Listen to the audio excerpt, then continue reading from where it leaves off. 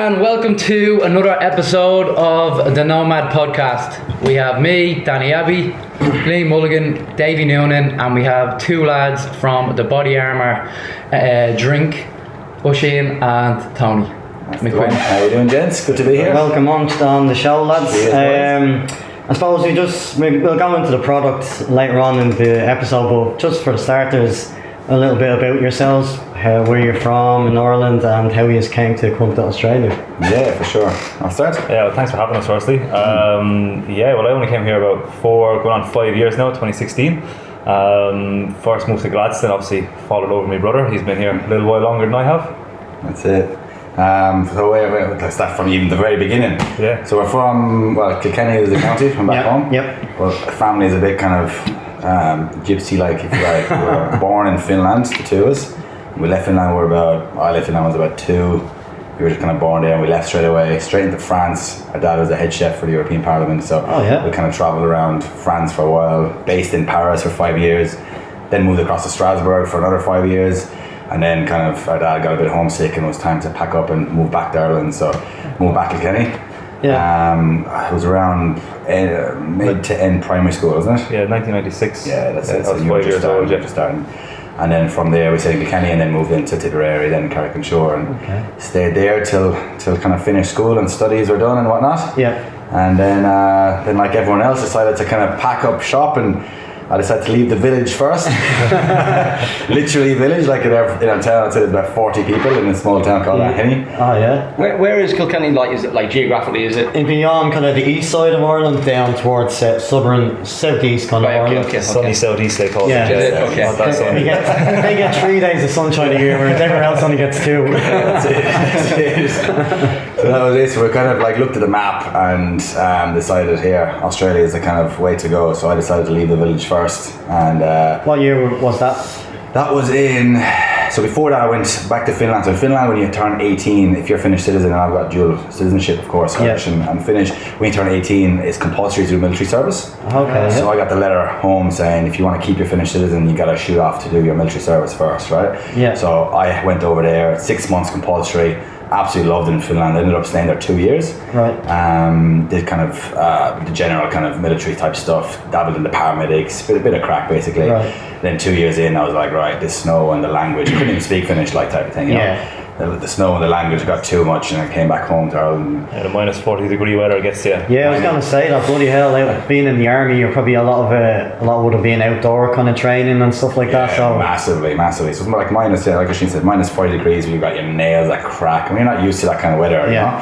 You don't, like I said, you don't speak language. Next thing you're training in minus 40 degrees with a heap of Finns that don't necessarily speak English. and don't really get the same sense of humour probably as you. The stuff that you learn, like you'd never even think of it. Like you learn how to wipe your ass when you're going to the toilet when you're training in the woods. Honestly, like because there's danger of that when it's that cold. I won't go into more details than that. No, please do.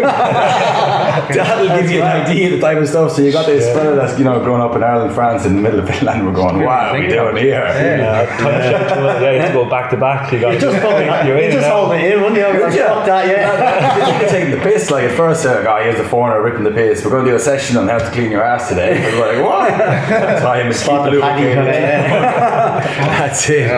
Nuts, man, nuts. But fast forward 2 years back to Ireland, and then I think it lasted a year. And like yourselves, you're like, right, need to travel, and we kind of went right where to go. Australia seemed good. I just came from minus 40 degrees. I was thinking we could do the opposite, and landed in Brisbane. And then you followed through a few years later, wasn't it? Yeah, I went to UL University first. So I did product design there for 5 years. I messed up one of the years. Had to do an extra year in college. What were you doing during that year? You won't go there. Yeah, self-development. Yes, I did my military service as well after that, and then I was in the same position. Ireland wasn't doing too well at the time, and I said follow over Tony. Tony was well established at that stage. He was working in the mines, and he said there's a job here in the mines for you. So I said so that was up in Gladstone. Yeah, I was just about to ask what made you go from Gladstone for. But it's just like I kind of got really lucky when I landed here in Australia and fell into Rio Tinto, who awesome company, owed them a lot for what they taught me, and it was just education on its own, like type of thing. Yeah. And they kind of sent me all over Australia, all around the world. They stayed in Mongolia and whatnot, and Gladstone was one of the projects they sent us over to. Worked in HR and their ER and IR departments, so HR, law, people, culture, that kind of stuff. Which is nice because Tony had a nice cushy office job in the mornings. Yeah. When I say I was in the mornings, I was on site in their office. God's That's it. Real tough, yeah. So I was like, sweet, I'll get a job there as well. Yeah, Came over and he got me on the tools. Oh, yeah? Water blasting, Hardest job He's a on good site. brother, isn't he? That's it. Most dangerous job in the world. Yeah. I've been in Gladstone before, and an old job I used to lecture. I used to teach personal training. Alright. And we used to fly all over Queensland. We'd fly into remote sort of places and teach whoever wanted to be a PT in some of them areas. And when I went to Gladstone, there's like I remember there just being like I got in at night time and I saw, I don't know if it was just this rig, but it looked like a mini city. But have you ever been in Gladstone? No. It was fucking massive. Like That would have been the Curtis Island project. If it was on an island, it's enormous. It looked like the Thunderdome, yeah? It looked like I was looking at New York City, but just like Mad Max. That's it. I was like, man, this is crazy, like, you know. It's massive until you actually see it. Like even just the mining trucks and whatnot. I remember the first time you see it. It's the size, like the wheels are the size of like a 2-story house. It's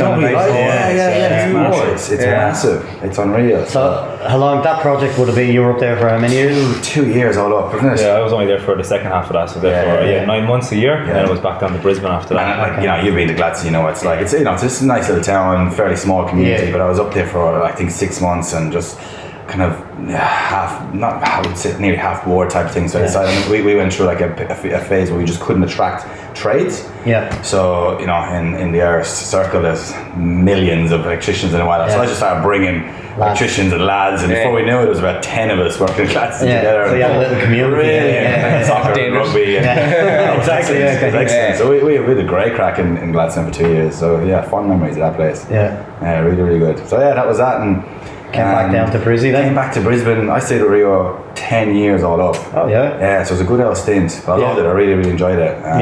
Like I said, because it keeps sending you away. Like if you kind of work hard and you're keen, they'll keep sending you away and you'll keep getting opportunities. But then after that 10 years kind of we kind of met a heap of people in Australia that have attempted their own businesses and whatnot, and we had that kind of in our guts for a long time. We've always been talking about it for years. We've always just been looking for the right area or the right time. The right product or the right service to get into, and that's. And there's two other guys in the company, Tig and Patrick. How did you just meet those guys? And so Patrick I met through Rio Tinto. He also worked in the HR department with me. We got working, we became mates, and rest is history, as they say. And then Tig I kind of met through the Irish circle community type thing. Same thing. We just everybody kind of knows Tig in the Irish. Tig is the socialist. If you don't know Tig, socialite is right. But so it's mad. And then Tig, similar, he lived in France for like many years as well. Also has the French language, so it was a bit of a random kind of you don't meet. First we met here all the way to the other side of the world and then have very similar backgrounds. So mad. So and that was it. And then 10 years after that you left we left Rio around the same time-ish. I went off to, there was a project that came up in Barrow Islands, which is the gas plant.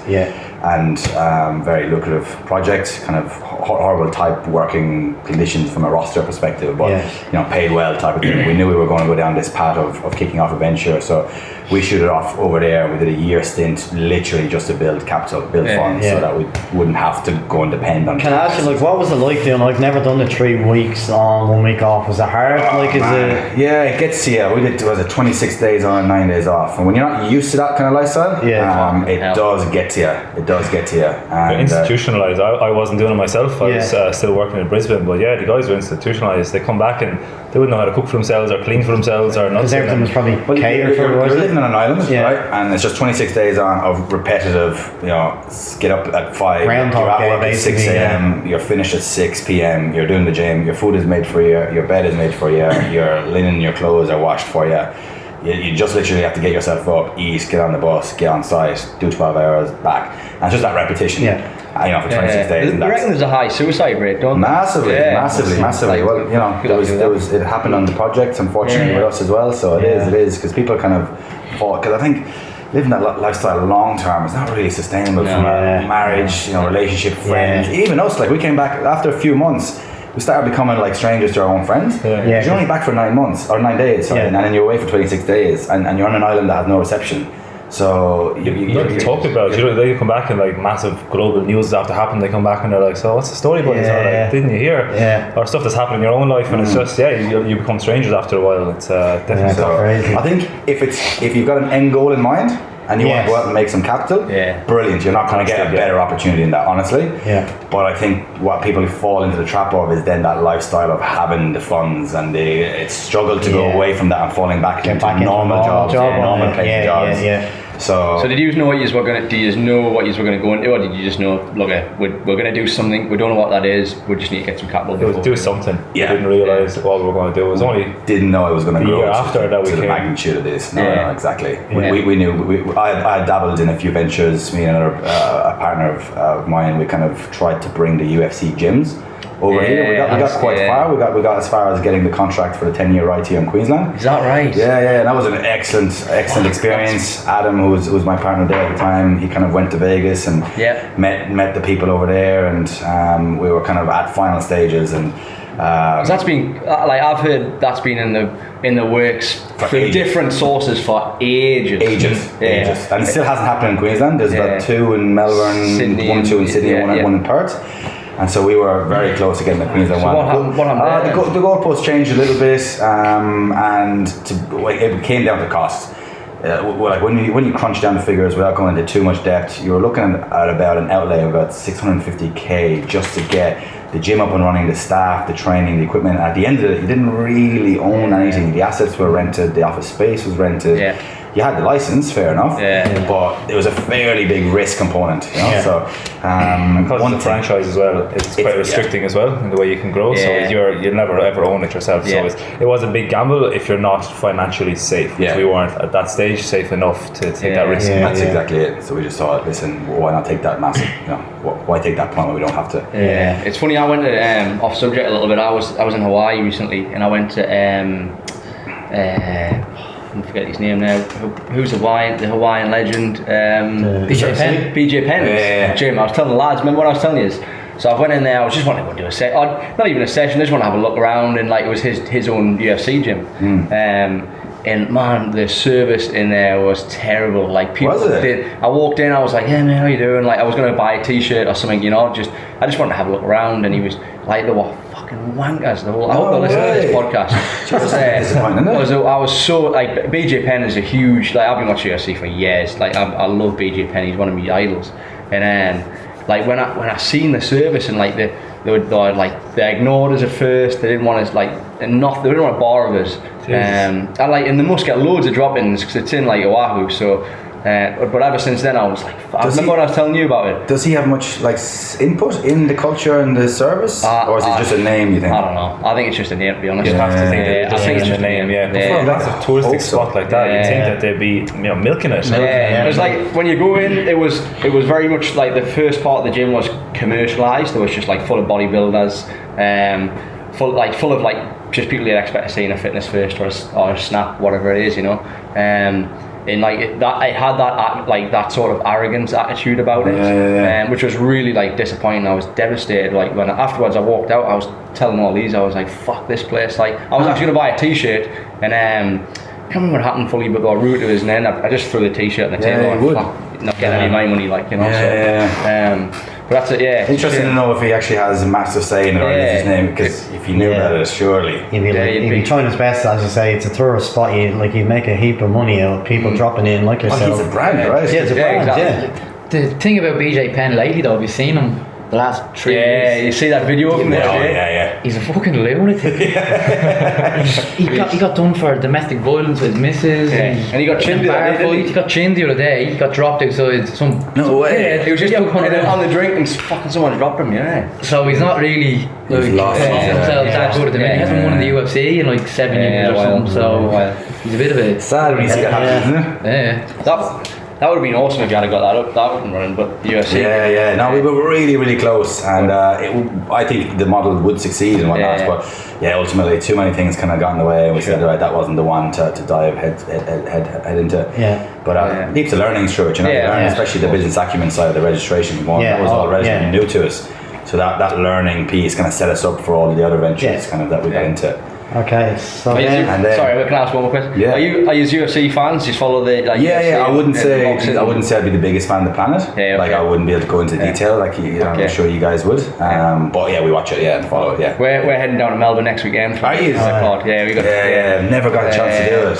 So That'd be we unreal. got decent tickets as well, didn't we? So we're buzzing for that. Sorry, mate. Class. So, so the idea for the concept of body armor, where did it come about? Body armor came to us really, didn't it? It did. Yeah. Thankfully, it did as well because it saved us. Yeah. Yeah. The concept anyway was in Vegas. It was. 4 years. 5. Going on 4 years ago for your birthday, no? 2015. So Yeah, what is that? 4 years. Yeah. September 2015. Turning 34, 30th. Tony. It is turning 34. Tony turned 34 last week. Yeah. It's mad. No. I know, yeah, getting old. Turning 30. About 10 or 12 of us went to Vegas, and just as you do, got on the session. You know, celebrated our 30th in style, as you would expect. And it was over there. We went to maybe a tiny bit too hard, and it was over there where we came across kind of a similar concept to body armor. It was marketed as a hangover relief, but it was effectively a massive liver detox, right? Ingredients mostly used in kind of Chinese medicine, and we've all come across these kind of products or similar products in the past, the pill, Lifelines, and all that kind of stuff. And all of us kind of rolled the eyes and were like, another one of these. But I was feeling that bad. I was like, if it can even help me 5%, Yeah. why not? Give it a blast for like $5 or $10, whatever it was at the time. We're like, give it a go. So we tried it, and I couldn't believe it. Couldn't believe how actually effective it was the next day, right? And so then all of us tried it again because we're thinking it has to be a coincidence. Yeah. And the reason we thought it was a coincidence as well because we tried those, those infamous drips that they do in Vegas. Yeah. You drip yourself up, you hook yourself up 45 minutes. It gives you all the nutrients and the vitamins. And that really worked. And that worked massively. amazing. Have you done them? I've been to Vegas and I'm always lying in bed going, "Will we go in?" 100% works. Never did. 100%. Yeah, no. 100%. Straight away, I was, straight back. So it's like, this was kind of a 3-day party kind of scene, and we're on the 3rd day, and we went and kind of hooked ourselves up. And don't get me wrong, you don't get up right after and want to go to the gym or anything like that. But like where you are, that nausea, the headache, that's just gone.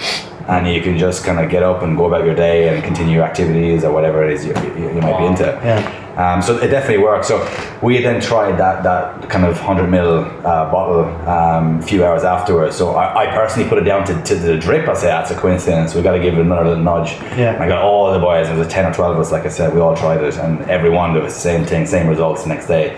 Brilliant, really weird feeling. Like it's kind of, you still know you had a few drinks the day before. Don't get me wrong. Yeah. But it's kind of where you should be versus where you are. Yeah. There's a big difference, and if you want to get like really nauseous, that kind of goes away. Your headache is next to gone. It was really, really strange. So for the rest of the Vegas trip, we were buying them in bulk, like just drinking them. They were deadly. Yeah, and the Deadly. price point was good. I mean, the IV drips are about $300. Is that what it costs? Yeah. You can get them here in Melbourne as well, or Sydney, Melbourne, and Brisbane as well. There's like a truck that goes around. Is that right? And you sit into it. They give you, it's like $360 or so something. it's a lot for of it. money to get at. Man, I was just saying that. I was just saying to the lads before we went on air there. I get the worst hangovers in the world. Like, and if when I'm hungover, I'd pay $300. You know what I mean? Yeah, like I know they're having me life, but I'll pay it. I'm honestly I'm that bad. I'm totally ropeable when I'm hungover. Yeah. Me too, man. So yeah, no. Me too. So we're shocked. It's only after 2 drinks as well, he could be that bad. That's what I'm saying. It's a fucking He's going on like he's a big drinker here. You've seen him on the session. 3 drinks and he's 3 drinks. swinging and around the place.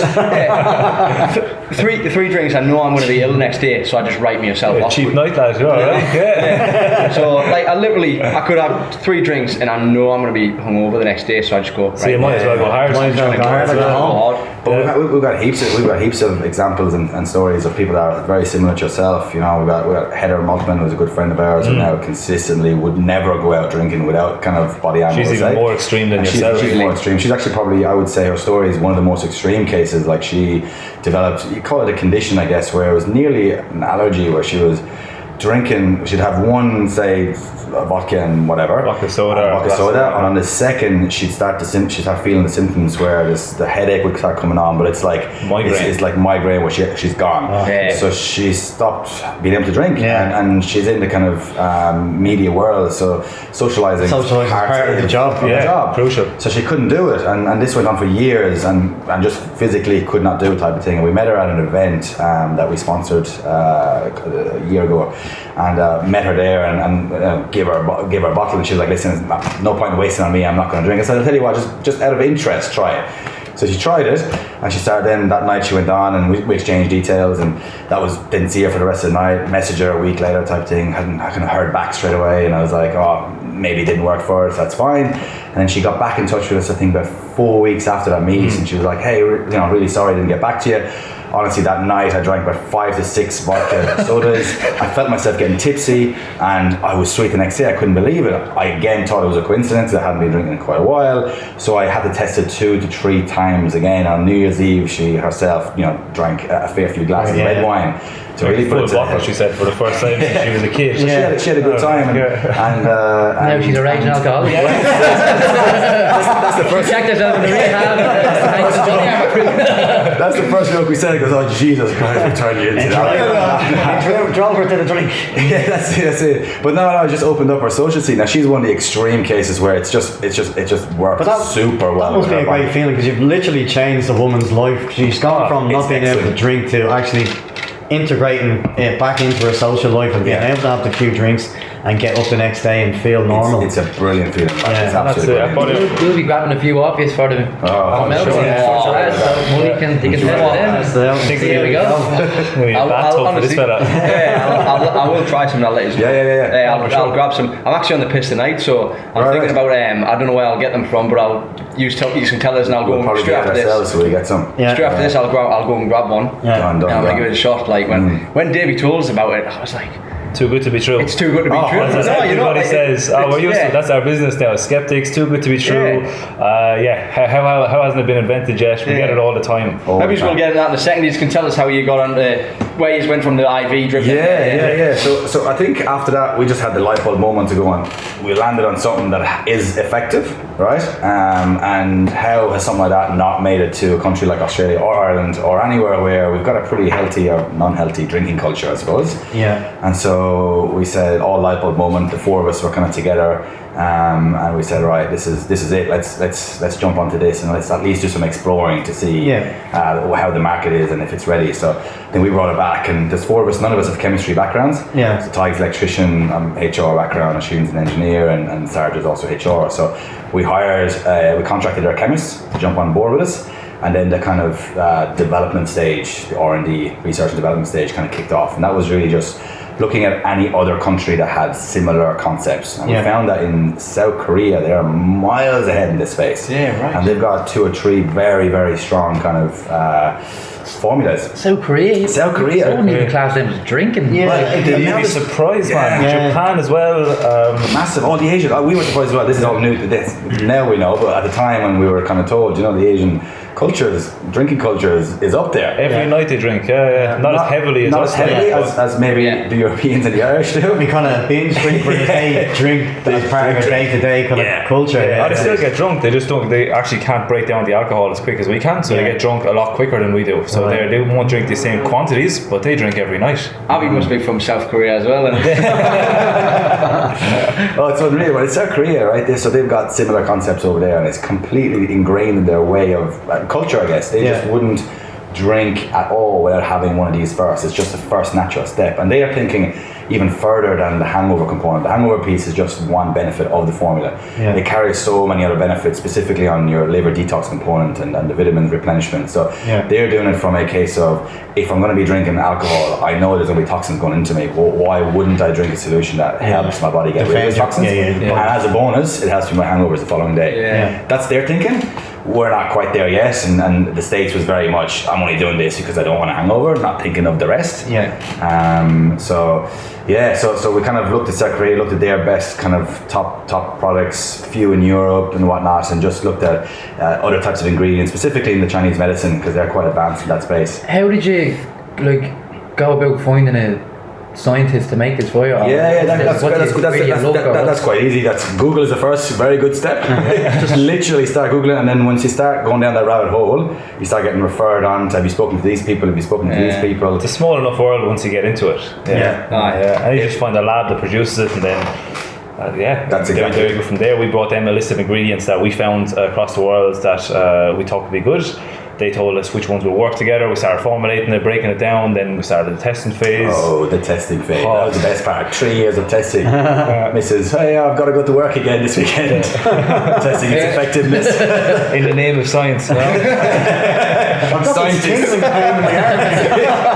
Scientists for 3 months. Put on 10 kilos, all lost our girlfriends. Broke eyes. But look, we got a good product out of the end of it. That's it. So it was good fun. You tested it, come back, and we did our kind of test trial period with initially with our own kind of circle of friends, and then outside that as well. So So for the testing, did you actually, before you sit down and go, right, you have 5 points, you have 10 points, you at have the beginning, that's exactly how it started, literally. And before you do what, were you getting people in? We had all up a group of about 25, give or take, and we did supplying them all free drink and then giving them, or did you have to? Pretty much, yeah. That's why it was pricey enough and whatnot, and all responsibly, all done in the responsible manner, of course. Ethically, yes, boys. Ethically. But no, it was good, and then it was massive, steep learning curve in the chemistry side of it, because like I said, none of us have chemistry background, so we were like, add this, add that, and the chemist was like, chemistry doesn't work like that.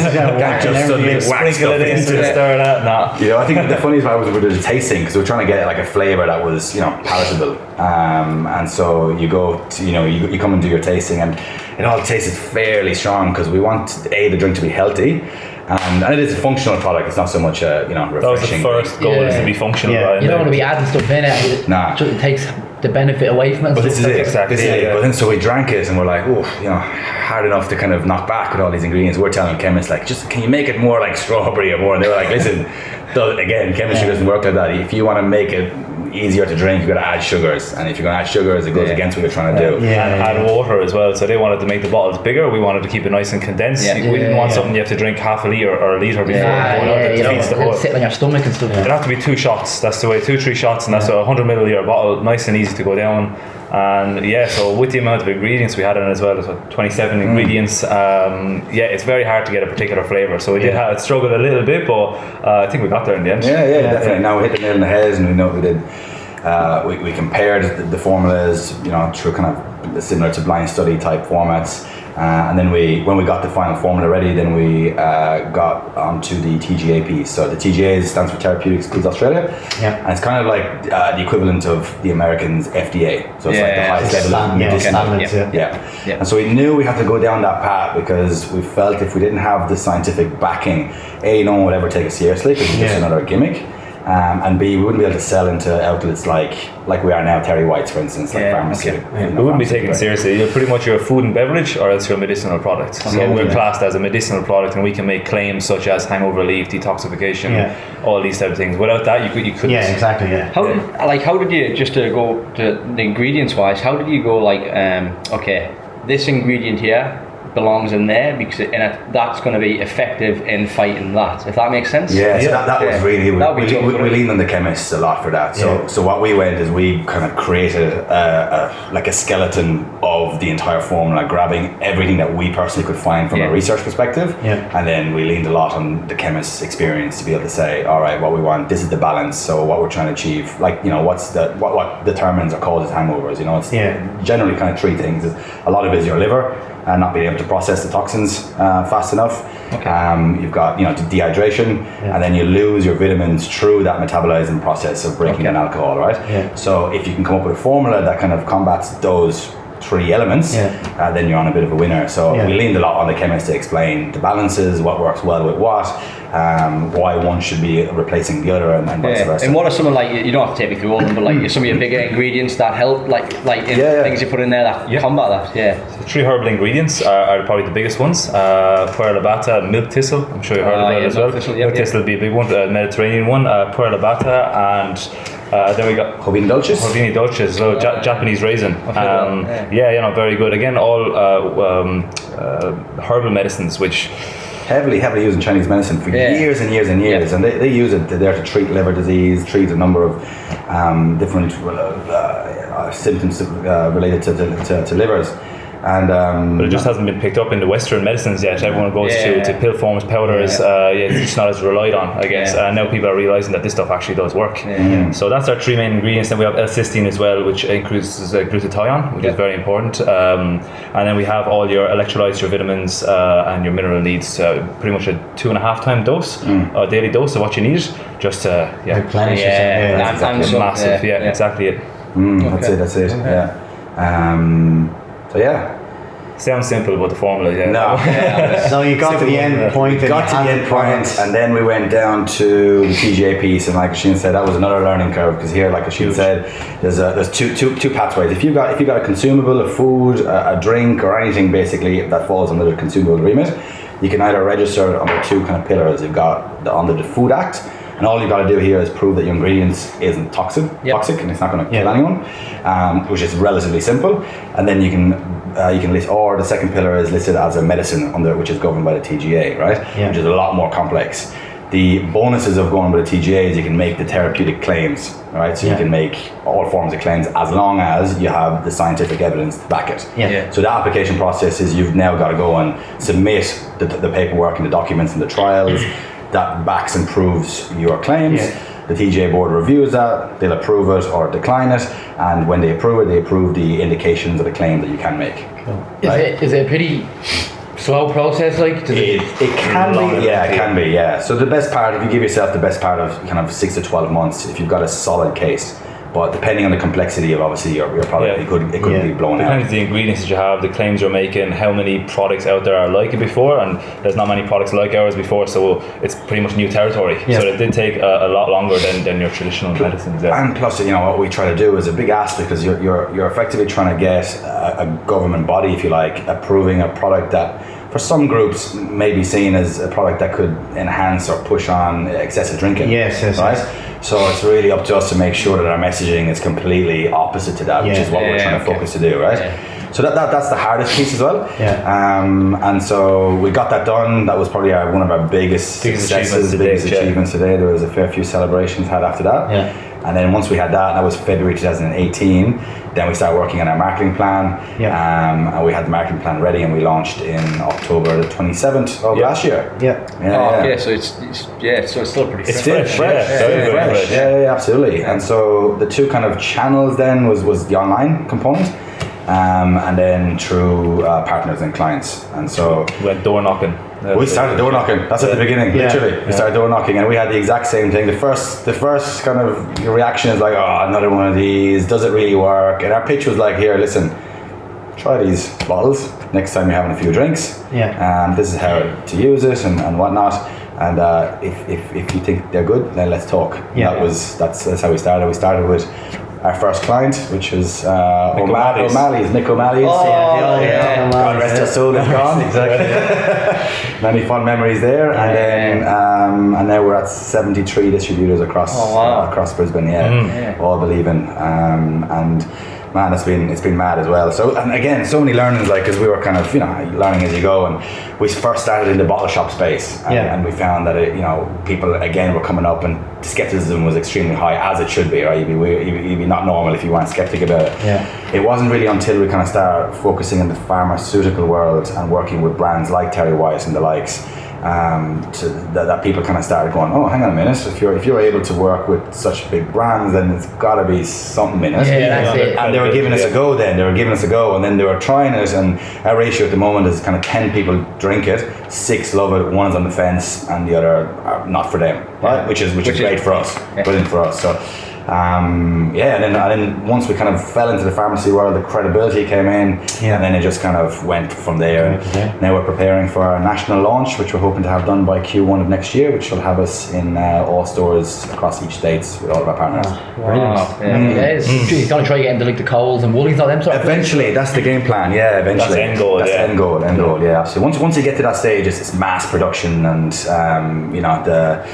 there's a heap of different complications that you need to look at. Logistically alone, think about how many Coles there is. You have to logistically get all your bottles into all of those, and then production for each of them. That's what I was about to ask next, in terms of like, say you're doing really well and he's getting every single Coles and Woolies in the country, like how hard is that to supply? Enormous. And just the financial funding you need for that to even start off. Production labs, every step of the process is enormous. Even now, like, so our lab is based in Yatla, and it's a relatively kind of smallish lab, and we were producing kind of batches of 10,000 bottles, and at this stage couldn't keep up with the demand right now, which is a great problem to have. I'm really not complaining whatsoever, but we've had to move our lab from Yatla down to Melbourne so we can increase our production capacities from 10,000 to 50,000 batches. So that's just off the current clients we've got now. So to answer your question is, once we get to that stage, it's like how do you get financial? You have so many logistical pieces that you got to look into that.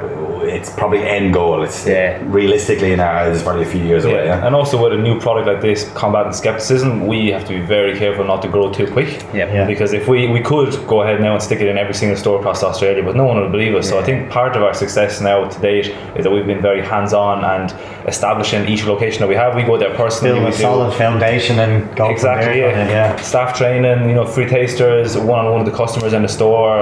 We build that up, build that credibility, and that's how we've been successful. If we throw it out there, we have one chance to convince people that this stuff works, and if they either use it incorrectly or it can easily go wrong. So that's why we're slow growth, I think, is key to Body Armour success. That's smart. We did that a few times. At the beginning we started selling in bars, right? And the effectiveness or the levels of effectiveness or performance with this product is, if you drink it an hour before any form of liquids, that's when you're going to get the maximum results, or alcohol, really, right? Mostly alcohol, because your body starts. An hour before. An hour before, it's really important. And the general simple basics of it is so you allow your body time to actually absorb the ingredients, right? If you have it during, your first few pints or after, you end up coming to the bathroom and you'll see your urine is like luminous yellow, you're pissing half of it out. So the effectiveness obviously isn't it? Not as strong. And we found this the hard way, because we were like pushing it in pubs like O'Malley's, for instance, and people were going in there either half drunk already or starting to drink, and no one goes to the pub and waits an hour, right? So they were having it and then not getting the full effects of it. And the feedback at the beginning was not consistent with all our trials that we've done over 3 years. So we were a bit perplexed over it, and it wasn't really until we figured out the pinpoint error. So we stripped back from bars and then started focusing really heavily on the marketing of how to use. Have you noticed, like, do you only need one, or would it benefit if you do take 3? That's a question. You take 5 of them and next thing you know you're grand. We don't encourage excessive alcohol drinking. That's our first response to that. So I see you on the fence. That's a question we get all the time. Here, I'm going on a massive one. Can I drink 2 or 3? And the first response is definitely, we don't encourage it whatsoever. Because if you're having 2, that means you're having probably above the limit, we'll say. But no, listen, as far as having 2, it comes down to absorption rate as well, right? So your body can only break down and absorb certain amounts of each of the ingredients, like any nutrients. So if you're to have 2, we would not recommend to have 2 bottles back to back, because the enormous amount of vitamin C's, B's and whatnot, your body would just end up wasting half of it out. So no, not something that we would recommend. There are people that will still tell us they buy 2, and what they do is they drink one hour before, and then a second one just before going to bed, especially when they're going to long day events like the races or whatnot, where the body has that time to absorb it. But that's up to the individual. It's not something that we would promote. One before bed can work as well. Just time for your body to absorb the nutrients, so you're not flushing it. Definitely. If you started on the drink and it's already, you've missed that 1 hour period, the last drink before going to bed. So again, your body has time to absorb it. Is second best. We're going to need a case of this before. And it's random. I think it's like any kind of medicine. It all reacts completely differently to everyone. Like the results are all consistent as far as effectiveness, but the types of results are different. So some people might, not get as nauseous anymore, still have a bit of a headache.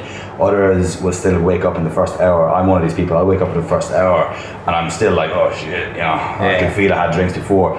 But I usually am out of action for at least 2 days, like foggy minded, don't really want to talk to anyone, anxiety a little bit, that kind of stuff. Whereas now when I have this, I'll feel that for the first hour and my recovery time frame is reduced. That's what it does. It reduces your recovery time frame. Like we have clients that have like 3, 4, 5 day hangovers, and it's reduced down to 1 day.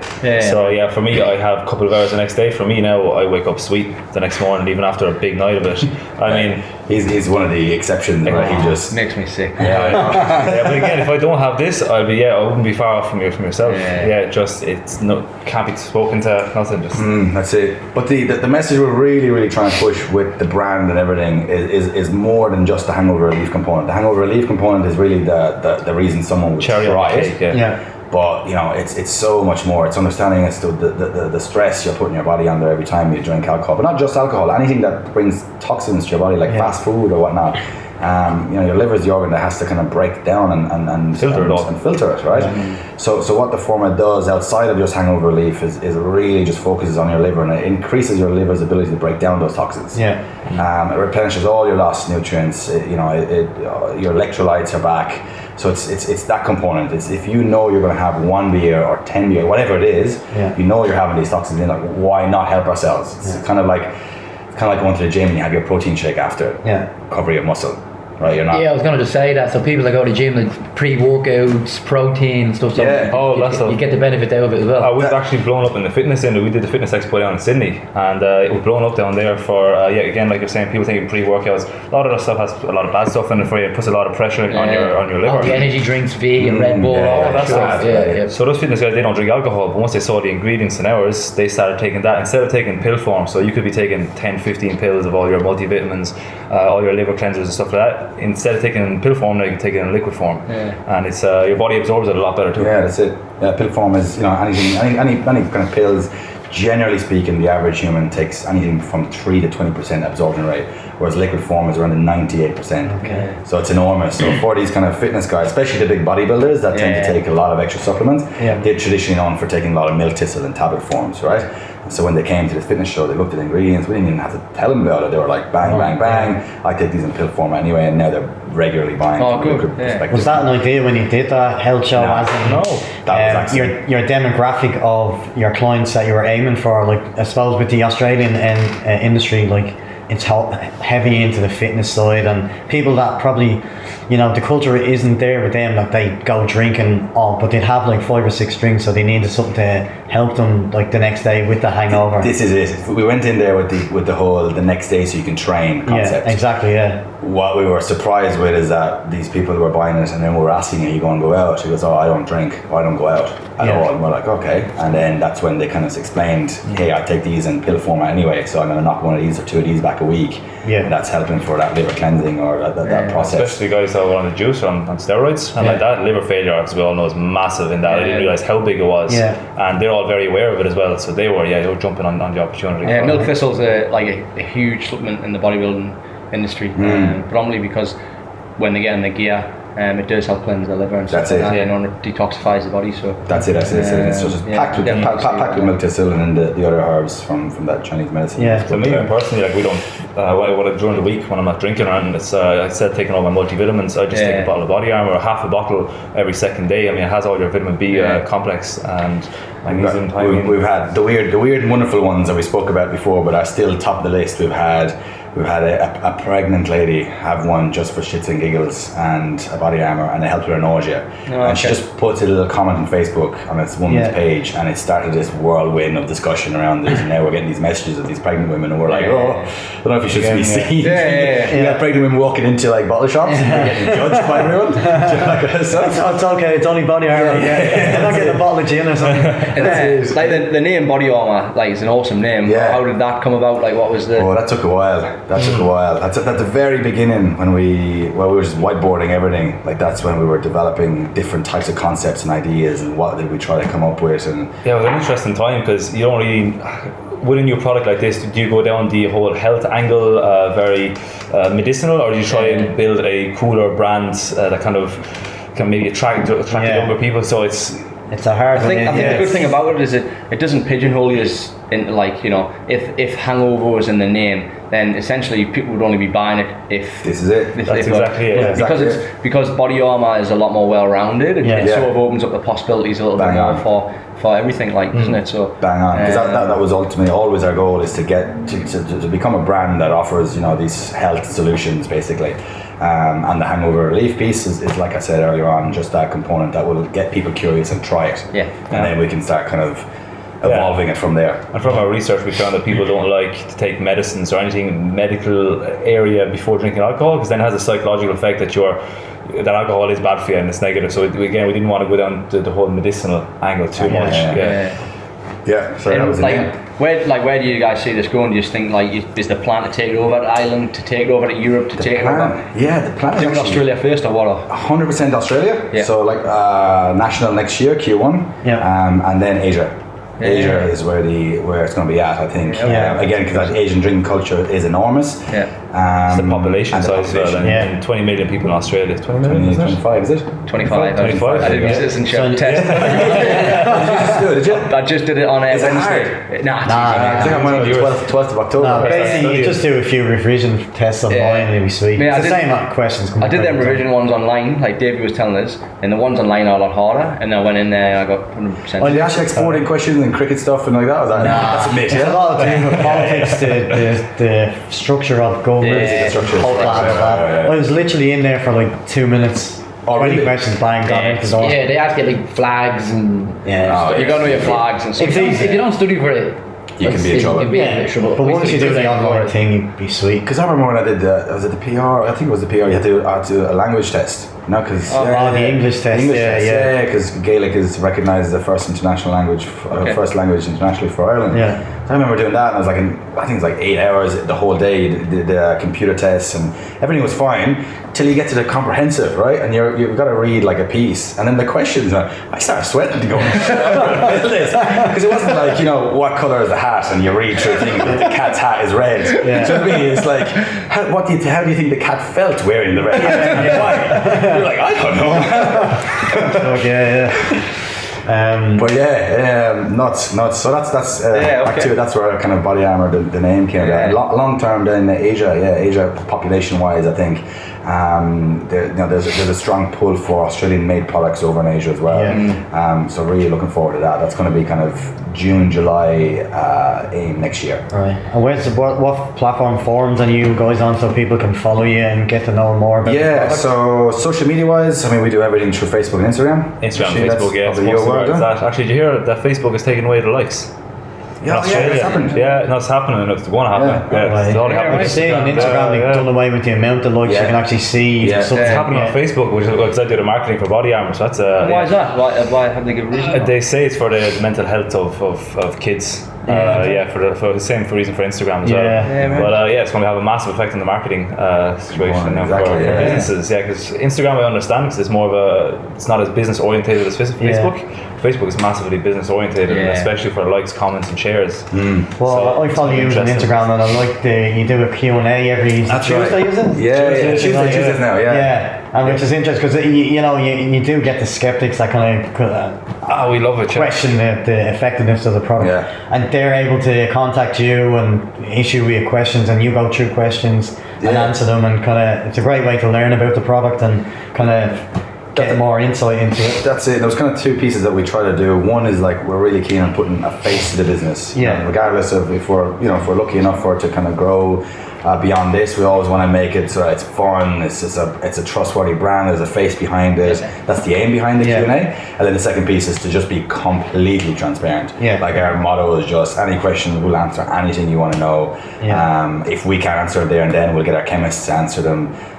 Let's just share and show to the world basically what it's all about. So that's what the Q&A is. It's good fun as well. What other marketing things are going on at the moment? You guys are seeing something about an ex-cargo. You guys were doing some sponsorship down there. there for an events? Yeah, so we do lots of events. We sponsor with lots of our partners, venues that we do, and then we do like Christmas parties, work events. We're keen to partner up with fun brands and get our product and our message out there.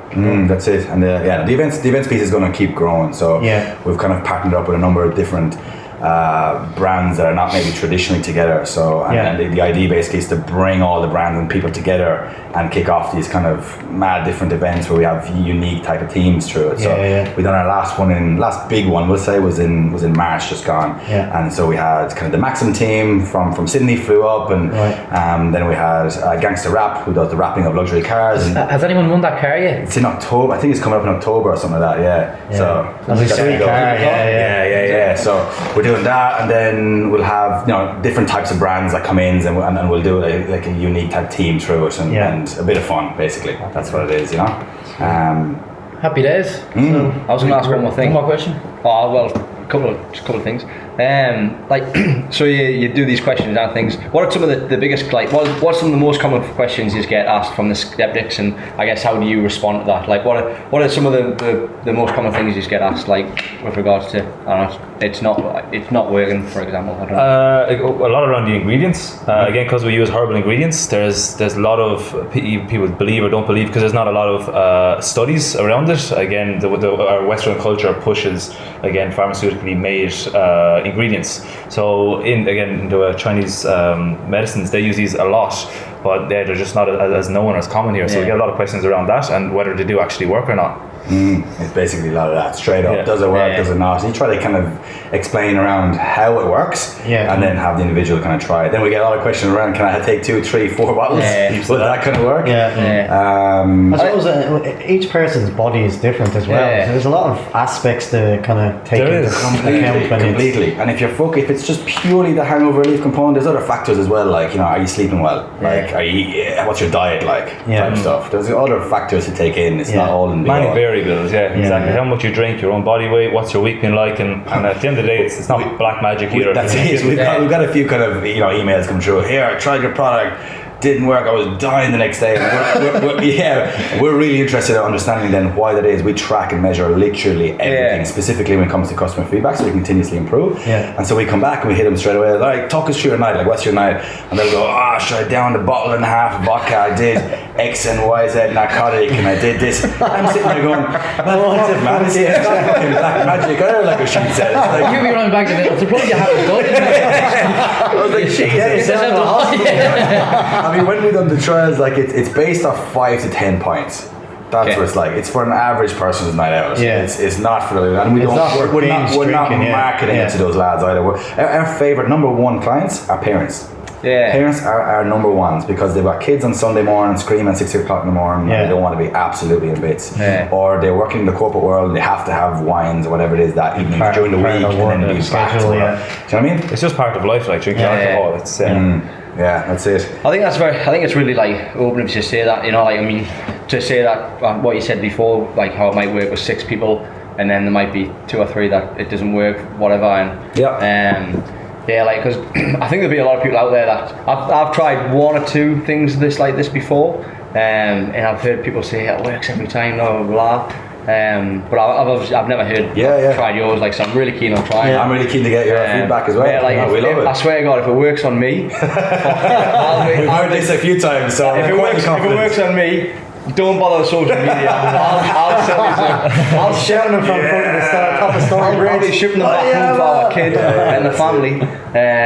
Because I get them. Honestly, I can tell you some stories when we go off. Like, how bad I'm sure. The fear coming in. Bad. So I think we usually finish up with just the 3 questions. So Dan, do you want to go first? Yeah, we usually ask our guests 3 questions. So my question is, if you had to bring back one celebrity from the dead, who would it be?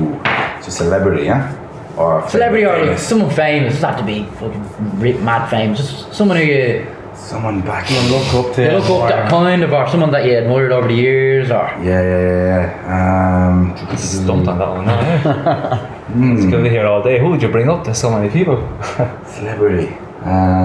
It's kind of like the question you get, like, would you have dinner with, type of thing. Sort of like that. See, I've always, when I've been asked that question around the dinner type thing, I've always thought of like Mad Men, because I'd love to just understand what they were actually thinking. Not because in any shape or form you're influenced by them or idolizing, but you just want to understand their view, like all the dictators at the time. Hitler's always one person. Just imagine having dinner with him going, lads, what was the whole? What are you on about? What is this all about? Do you mean, I think that would be super interesting, just to get a feel as to what goes on in their mind. Like, so I'd probably answer it that way, I guess. I'd be along the same lines. So sporting, but sporting people. I mean, you know, the any of the greats, of course. Yeah. Again, mindset. Like, I'm just intrigued by people's mindset. I love that. I think it's a really interesting topic. I'm actually similar to yourself. Like, I read loads on mindset and psychology. Like, I guess whenever we interview anybody, like, what drives me more is like the mindset behind it. Like, I love all that type of stuff.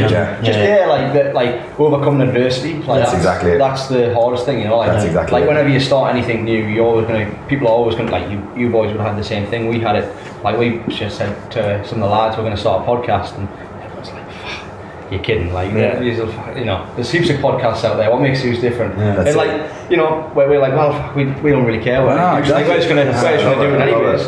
And you would have probably had that. That's the way we're bred. That's our society. We still get it. On that topic and on the rugby topic as well. If you like that kind of stuff, I recently read a book called Legacy. You've read it. Awesome. I've only just recently read it. There, it's absolutely brilliant. It just talks about the fundamental values of the All Blacks and their thinking and how they operate on and off the field, and the way it's articulated and written is really, really good. It just really shows as to why they're number one in the world in not just sports type of thing.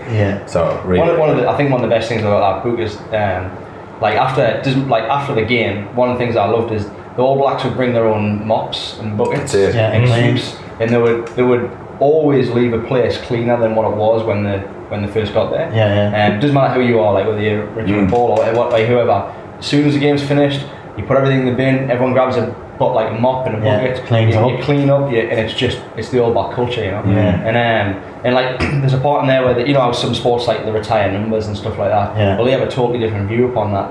Their view is that you're only occupying that number in that shirt for a certain amount of time, and you want to try and leave that number in your shirt in a better place for the next guy after you. But that book is unbelievable. Brilliant. One of the best books. You'll read that. My question is just, if you could do it again, what would you do different? More testing periods, 3 years of more testing. What would you do different, Machine? We've learned that we've made a lot of mistakes marketing wise. I mean, all those mistakes, but I don't know if they're mistakes. You wouldn't change any of them. I mean, if you're getting everything right all along, like, you're not learning from it. So they're all mistakes, but I mean, all those have also gotten us to this point. And it's funny when you think something is a mistake or something bad or something you're cursing, and it's like, why the fuck did this happen to the business? 6-8 weeks later, you know, it completely changes the way the direction. There's a reason for everything. Like, I mean, I don't know if you go as far as into believing into there's a destiny around like that, but in some scenarios it's good things or bad things happen, and then great things come after that would have never happened. And it comes back even to the mindset, like the business side of it is just getting used to failure after failure after failure and failure, and it's the ones that kind of keep pushing through it, I think, that will eventually get there. It's consistency, right? And it's having that mindset to do it. But if I could do it all over again, I don't know. I honestly don't know. I'm stumped for that one. I think because, like I said, I wouldn't change the mistakes looking back, as we've learned from it. I don't know. We'll have to. I read something the other day on what you were just saying there, and what they call the immigrant mentality. Have you ever heard of this? No. So it's like so it was some guy in the States was talking about it, like how immigrants will often come to a new land with absolutely nothing, and like they'll fail and fail and fail and fail multiple times over, but they'll not really care because in their mind they've got to get to this certain point. It's often life or death, you know? And people without that will be often scared of failing. Yeah. So 100%. Yeah, No, it's kind of having that end vision, end goal in mind, and then just working backwards from there. And knowing that along the way you're going to fuck up, you're going to fail, people are going to criticize. You're going to keep going. And that's what it is. Failure, it's just finding ways of not knowing how to do it. Doing it wrong. That's exactly it. There's another book in that same space that talks a lot about that sort of stuff, and you might have already read it if you're like myself. It's called The 7 Habits of Highly Effective People. It's an old school book by Stephen Covey. Great book. And again, talks about that, the mentality behind it. You two could be new best friends. Sounds like you operate the same way. A book club on a On a Tuesday night. Book club 2, check. New part of the podcast. Okay, my question is there one place that you haven't been to yet in the world and that you really, really want to get to at some stage before you? I think I know yours already anyway. Canada, isn't it? You're always talking about I'd Canada. love to live in Canada for a bit. I don't know why. I reckon I love like skiing winter aspect of it. sports. Winter sports, favorite hobby in the world. nature side of it, I as love well. it. I reckon living over there would be pretty cool. So I'd like to do like a 12-month stint in Canada. Anyone that's lived over there has only ever raved on about it. And even opportunity-wise, I think Canada. I think Canada and Australia are like probably the only remaining countries that offer the opportunity to come and travel, and to do something for yourself if you want to achieve it. Whereas in Europe, the competition levels are massive, right? There's so much red tape. It's extremely hard to penetrate through anything. US is following suit, and the Asian countries and whatnot. Unless you're fluent and you're from there, it's culturally very difficult. So I think those two places, Canada, 12 months. Yeah, definitely to live. I reckon Canada. We spent a bit of time over in South America, and another place I'd like to check out is Central America. Oh, sweet. And just go back into Colombia. We never got to the beaches in Colombia, and that's always been one thing that's been haunting me. So I need to get back there and check out their white sandy beaches. So we call him Pacho as well in the group. Pacho from Narcos, because he wears the flamboyant shirts. That's it. The stylish one of the crew. So we wrap it up. So you can find you guys in Terry White Chemists. So I'm going to tell you what the best way to do is jump on our website, www.bodyarmour.com.au. All the stores are listed under store locators. Obviously we sell online. At the moment we are out of stock in most places, so definitely have a look online as to where we are.